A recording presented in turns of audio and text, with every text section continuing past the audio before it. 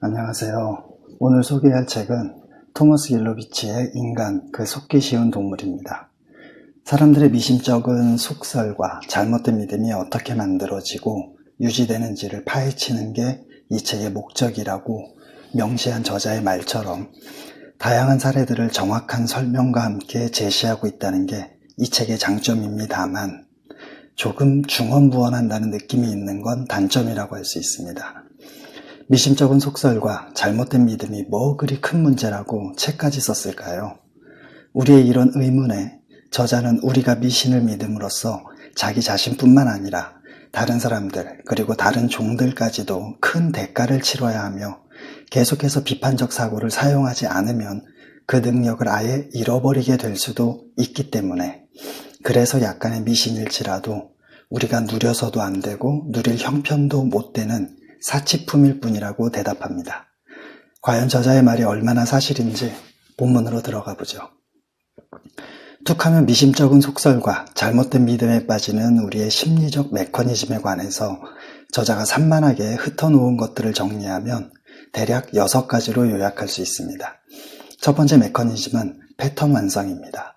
우리 눈으로 보기엔 아무것도 없는 허공일지라도 그 속에선 수많은 가상입자들이 실제 세계의 입자로 태어나기 위해 고군분투하고 있습니다. 그래서 자연은 진공상태를 싫어한다는 말은 사실 논쟁의 여지가 있지만 우리의 뇌는 여백을 싫어한다고는 분명히 말할 수 있습니다. 우리의 뇌는 특정 패턴 중 일부 정보를 활성화하면 그 패턴 전체와 관련된 정보들을 연쇄적으로 활성화합니다. 입력되는 정보의 중간중간에 비어있는 부분이 있으면 그때까지 보유하고 있던 경험과 지식을 검색해서 어떻게든 채워넣는 완벽주의자이기도 하고요. 이런 패턴 완성이 질서를 만들어내고 그 질서는 인과관계로 이어져서 결국엔 의미와 가치를 탄생시킵니다. 무질서하고 무작위적이며 무의미한 것을 조금 더 참지 못하기 때문입니다. 그렇다 보니 무엇이든 조금만 뭉쳐 있어도 그 속에서 패턴과 질서와 균형을 찾아내려 합니다. 없으면 만들어서라도 말이죠. 우리의 이런 군집 착각이 각각 독립적인 사건들을 인과관계로 엮어서 핫핸드와 도박사의 오류를 일으키며 달에서는 사람의 얼굴이나 방아 찢는 토끼를 찾고 화성에서는 운하와 피라미드를 보며 구름이나 탄 식빵에서조차 예수나 성모 마리아의 모습을 발견하게 만드는 주범입니다. 예전 방송에서 큰 수의 법칙을 언급한 적이 있습니다. 표본의 규모가 클수록 평균과 균형을 찾아간다는 건데 개인의 일상적인 사건에서 큰 수의 법칙을 경험하기는 매우 어렵습니다. 그 반대인 작은 수의 법칙이라도 있으면 좋겠지만 그런 건 존재하지도 않고요. 그래서 표본의 규모가 작은 개인의 일상적인 사건들에선 우리가 말하는 균형보다는 불균형이, 질서보다는 무질서가, 필연보다는 우연이 더 흔하게 발생합니다. 두 번째 메커니즘은 관성의 법칙입니다. 판단을 내릴 때마다 모든 정보를 고려할 수 있다면 어떨까요? 얼핏 좋을 것 같지만 78회 송민영의 뇌과학연구소 3장에서 언급된 모든 것을 기억했던 남자 세레첵스키의 사례를 보면 그렇지도 않아 보입니다. 사실 이런 고민은 하지 않아도 됩니다. 우리의 두뇌가 처리할 수 있는 용량 때문에 그리고 애초부터 우리가 접할 수 없는 정보들이 존재하기 때문에 실제로는 불가능하니까요. 게다가 우리는 말에서든 행동에서든 부정의 표현을 선천적으로 싫어합니다. 한 번이라도 더 생각해야 한다는 사실 자체가 귀찮고 싫기 때문입니다. 그래서 좋아하지 않아 보다는 그냥 그래를 어쩔 수 없이 부정의 표현을 써야 한다면 좋아하지 않는 건 아니야 보다는 싫어하는 건 아니야 를 선호하죠. 이 두 가지 요소가 혼합되어서 우리는 우리의 믿음에 합치하는 정보만 고려합니다. 자신이 보고 싶은 것만 보고 듣고 싶은 것만 들을 뿐 바꾸려 하지 않는 겁니다. 이런 경향을 흔히 선택적 지각 또는 확증 편향이라고 하지만 38회 김성동의 소비 12이야기 4장에서 다뤘던 디드로 통일체라고도 할 수 있습니다. 그 결과 기존의 믿음과 일치하는 정보는 대개 추가적인 확인 없이 그대로 받아들입니다. 사람들은 빈말이 남아 합리성과 인지적 일관성을 중시한다고 말합니다. 그래서 자신의 믿음과 반대된다는 이유만으로 관련 증거를 다짜고짜 무시해버리는 일은 거의 없습니다. 그건 자신의 무식함을 너무 노골적으로 드러내는 일이니까요. 그래서 자신의 믿음에 합치하는 정보와는 달리 합치하지 않는 정보에는 세심하고 꼼꼼한 잣대를 들이밀어서 파고듭니다. 귀에 걸면 귀걸이가 되고 코에 걸면 코걸이가 되는 다수의 귀결점 전략을 사용하면 어렵지 않게 자신의 믿음에 맞게 바꿀 수 있는 부분을 찾아낼 수 있으니까요. 점쟁이들의 말처럼 사용하는 어휘의 개념 정의가 모호하고 시기도 불분명한 표현들이 많기 때문입니다. 인생엔 3번의 기회가 찾아온다는 통념이 대표적인 사례인데 무엇을 기회로 봐야 하는지 명확한 정의가 없는 데다가 3번이라는 횟수도 언제부터 언제까지인지 밝혀져 있지 않죠. 세 번째 메커니즘은 기본적 발생 확률인 기저율의 차이입니다. 어떤 결과가 흔하게 발생할 때는 그것을 일상적 경험으로 받아들여서 주목하지 않지만 특이한 사건에는 주의를 기울인다는 겁니다. 몸과는 달리 뇌는 흔하고 익숙하고 당연한 것을 싫어합니다. 바꿔 말하자면 일어나길 바라는 일에서는 당연히 자신의 바람과 합치하는 걸 더 잘 기억하지만 바라는 일이 아닐 땐 불쾌하거나 특이한 사건에만 초점을 맞추고 그렇지 않은 건 차단한다는 거죠. 내가 서 있는 줄이 줄지 않으면 짜증나는 기억으로 저장되지만 선 줄이 빨리 줄면 뭐 그런가 보다 하는 생각에 정보 처리가 차단됩니다. 세차할 때 비가 오기를 바라거나 샤워할 때 전화가 오기를 바라지는 않기 때문에 세차할 때 비가 오거나 샤워할 때 전화가 온 사건만을 뚜렷이 기억하게 됩니다. 불행은 겹쳐서 온다고 말하면서도 행운이 겹쳐서 온다고는 말하지 않는 이유도 불행을 바라지 않기 때문이고요. 사람들이 핫핸드 현상을 믿는 이유도 그것이 특이하고 희귀해서 기억에 남기 때문이고 반대로 성공과 실패가 엎치락 뒤치락 하는 것은 흔하고 일상적이어서 차단되기 때문이죠. 네 번째 메커니즘은 소유 효과 또는 워비건 호수 효과입니다. 손 안에 있는 새 한 마리가 숲속의 2마리보다 낫다는 말처럼 우리는 소유물, 특히 우리의 시간과 노력을 들인 소유물을 훨씬 더 가치 있게 여기는 경향이 있습니다. 이런 소유 효과에서 한 발 나아간 것이 능력이든 가치든 자신과 관련된 모든 것을 과대평가하는 워비건 호수 효과이죠.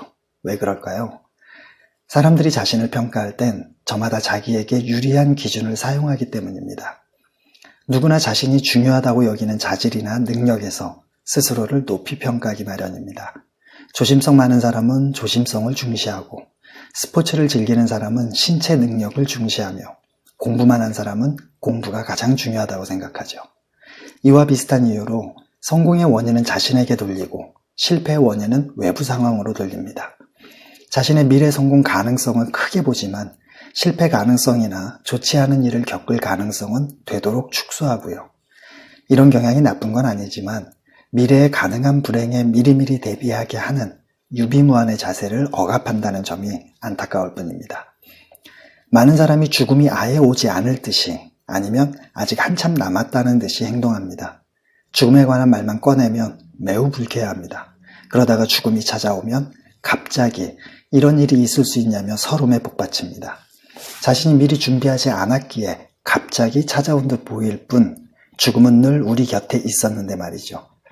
여하튼 자신과 관련된 모든 것을 과대평가하는 경향은 우리 주변으로도 확장되어 자기가 좋아하는 후보의 인기와 당선 가능성을 실제보다 더 높게 보기도 합니다. 기본적으로는 이렇게 자기 자신을 과대평가하지만 현실로 눈을 돌려보면 자신보다 월등히 뛰어난 사람들이 부지기수입니다.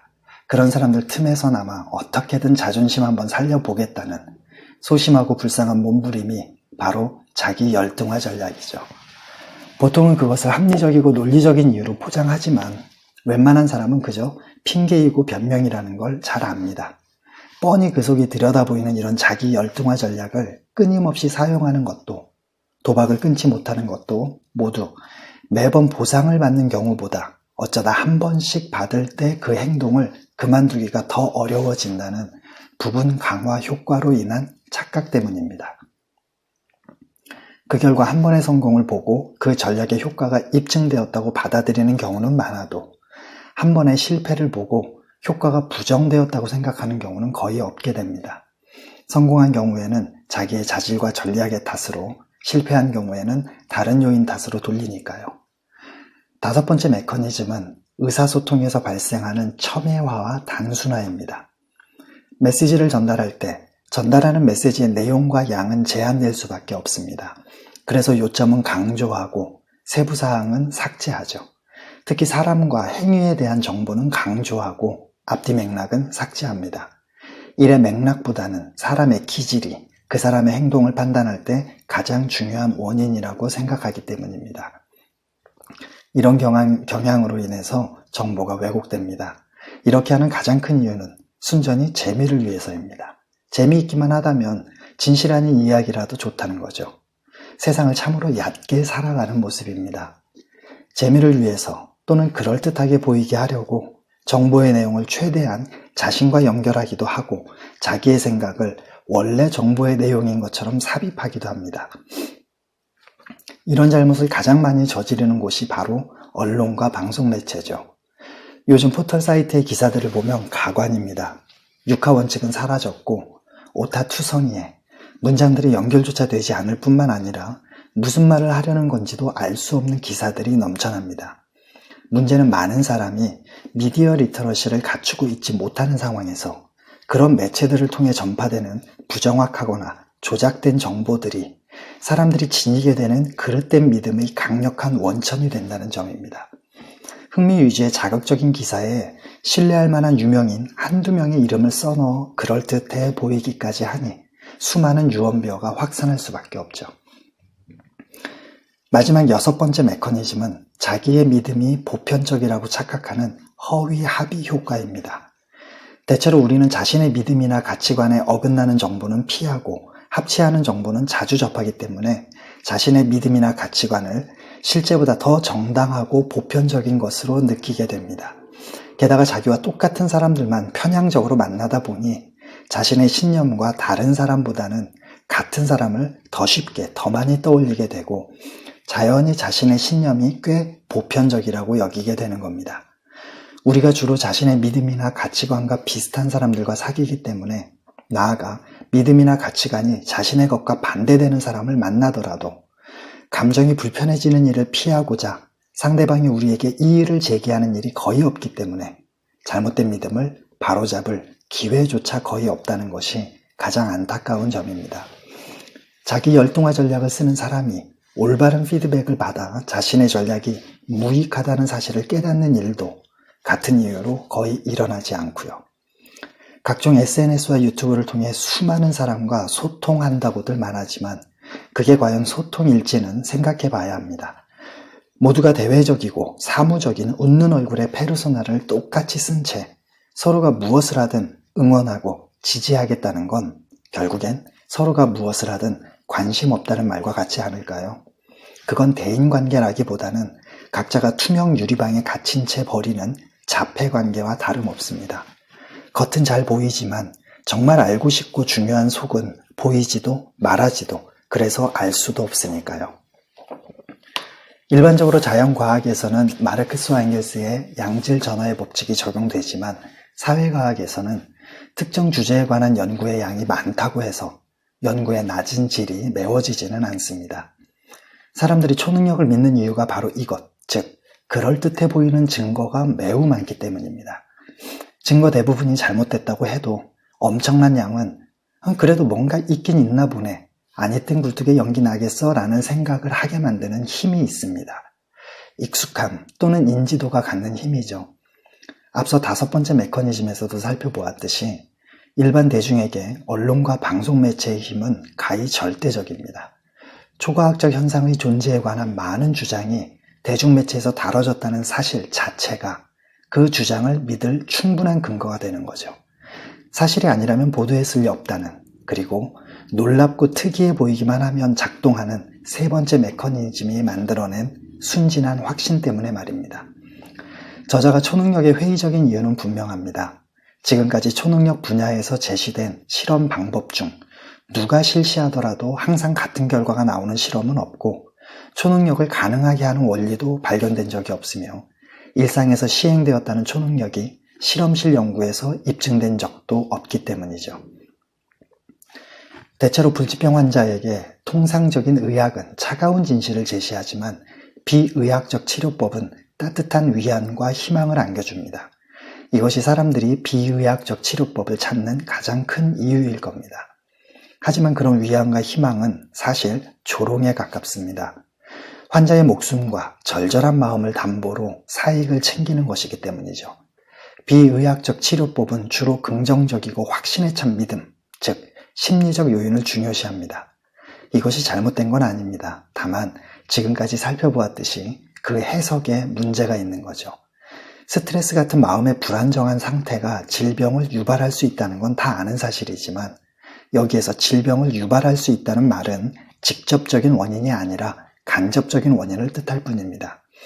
그리고 심리적 요인은 병의 발생에 어느 정도 영향을 미칠 수는 있어도 이미 진행된 단계에서는 영향을 미치지 못할 가능성도 크고요. 질병은 인생처럼 랜덤입니다. 인격적 성숙, 사업적 성공, 착한 일을 많이 해서 쌓은 공덕과는 무관하게 사람을 가리지 않고 찾아온다는 말입니다. 따라서 심리적 요인을 너무 강조하다 보면 선천적으로든 후천적으로든 병이나 장애에 걸렸다는 게 오로지 환자나 장애인의 탓으로 해석될 여지가 있고 그러면 그들은 이중으로 고통받게 됩니다. 우리가 비의학적 치료법에 현혹되는 이유 중 첫 번째는 대표성 휴리스틱에 근거한 유사성의 법칙이라는 오류가 그것들의 핵심임을 모르기 때문입니다. 추어탕이나 장어를 먹으면 미꾸라지나 장어처럼 정력이 세진다거나 관절염을 앓고 있는 사람은 도가니탕을 먹는 것이 좋다고 합니다. 물론 그것들이 몸에 좋은 이유는 고단백질 식품이어서지 그것들의 속성 또는 본질이 그대로 몸속에서도 유지되기 때문은 아닙니다. 원래 어떤 성질을 지녔든 간에 몸속에서는 포도당과 아미노산 그리고 콜레스테롤 등으로 바뀔 뿐이죠. 두 번째 이유는 병원이나 약국을 찾게 만드는 질병의 약 50%는 의학의 도움이 없어도 우리 몸의 자연 치유력으로 낫는다는 사실을 모르기 때문입니다. 그래서 치료법과는 무관하게, 즉 무슨 치료를 받든 인과관계는 말할 것도 없고 어떤 상관관계조차 없어도 상태가 호전될 수 있습니다. 그럼에도 불구하고 첫 번째 메커니즘이 작동해서 직전의 치료법과 상태가 호전된 것을 인과관계로 엮는 게 문제인 거죠. 세 번째 이유는 병이 진행되는 과정에 기복이 있다는 사실을 모르기 때문입니다.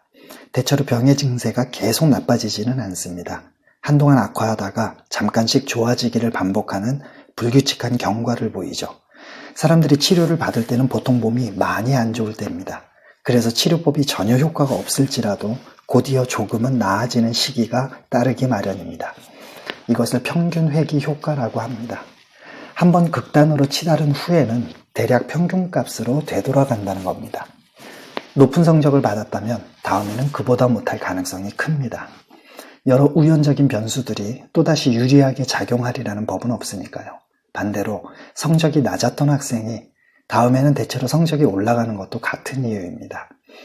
평균회귀 효과를 모르는 부모와 교사들의 무지가 학생들의 숨통을 서서히 조이는 주범임을 알아야 합니다. 높은 성적을 받으면 칭찬과 보상이 뒤따릅니다. 평균회귀 효과 때문에 다음 시험에서는 간신히 비슷하게 유지하거나 아니면 대체로 성적이 떨어집니다. 그러면 온갖 닥달과 처벌이 뒤따르죠. 그리고 다시 평균회귀 효과 때문에 성적이 오르고요. 바로 이때부터 평균회귀 현상에 불과한 것을 어떻게든 인과관계로 설명하려는 회귀 오류가 작동하면서 문제가 발생합니다. 어떤 교사가 시험을 내는지, 시험의 난이도는 평균 몇 점으로 잡았는지, 시험 범위가 넓은지 좁은지, 다른 학생들이 공부를 더 열심히 할지 안 할지, 학교 행사나 여러 수행평가가 많은지 적은지, 학생의 동기부여와 컨디션 등 성적에 영향을 끼치는 여러 변수는 무시한 채 칭찬했더니 성적이 떨어지고 혼냈더니 성적이 올랐다는 것만을 인과관계로 엮는 거죠. 부분 강화 효과로 인한 착각은 덤으로 따라붙고요. 그러면서 체벌은 반드시 필요하다고 확신하게 됩니다. 자기가 직접 경험한 것이기에 그때부터는 전문가의 말도 필요 없습니다. 오히려 자신이 교육 전문가가 되었다는 착각에 빠져 전문가를 가르치려고까지 합니다. 미심쩍거나 잘못된 믿음에 빠지지 않기 위해 저자가 제시하는 결론은 분명합니다. 지금까지의 내용을 기억하고 그것들을 일상생활에 적용하는 마음의 습관입니다. 그런데 결론을 알고 나서도 뭔가 허전함이 느껴집니다. 일상에서 개인적으로 경험하는 사건들과 다른 사람의 말들, 그리고 언론과 방송 매체가 내놓는 정보가 본래 애매하니 잘 판단해서 선택하라는 건데, 이건 마치 공부는 어떻게 해야 하나요? 라는 물음에 잘이라고 답하는 것과 다를 바 없는 대답입니다. 이런 가려움을 가지게 될 걸 예상이라도 한 듯이 저자는 우리의 가려운 부분을 시원하게 긁어줄 3가지 방법을 제시합니다. 첫째는 정보의 출처를 고려해서 과장과 생략을 찾아내라는 건데, 저는 이것을 말한 사람의 수준을 보라는 말로 표현합니다. 그 사람의 수준에 따라 그가 한 말을 얼마나 믿을지 결정하라는 겁니다. 시험이 어려웠다고 말하는 전교 100등과 전교 10등 학생의 말에 똑같은 신뢰도를 줄 수는 없으니까요. 둘째는 사실은 신뢰하고 예측은 의심하라는 겁니다. 당연히 예측은 예측일 뿐이니까요. 누구나 국가고시를 준비할 수 있고 누구나 서울대에 지원할 수 있습니다. 그래서 누가 무슨 시험을 준비한대 또는 누가 서울대에 지원했대 라는 말에는 조금의 신뢰도도 할당할 수 없습니다. 합격 여부가 중요한 거죠. 준비와 지원이 예측이라면 합격은 사실에 해당합니다.